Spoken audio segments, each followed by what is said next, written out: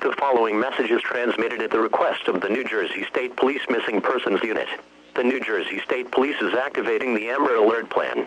The Hamilton Township Police Department in Atlantic County is investigating a confirmed child abduction which occurred at the Hamilton Mall in the city of Hamilton, New Jersey at approximately 1:06 p.m. on December 22, 2011. The child's name is Mason Ross. He is a 2-year-old white male with brown hair and hazel eyes. He is approximately 24 inches tall and weighs about 31 pounds. He was wearing a black thermal shirt, blue jeans, and white sneakers. The suspect, Cassidy Purdy, is a white female, approximately 24 years old, with blonde hair, blue eyes, about 5 feet 4 inches tall, and weighs about 126 pounds. She was wearing a gray and white hoodie with blue jeans and black and white sneakers. The suspect was seen possibly utilizing a New Jersey Transit bus heading to the Atlantic City area.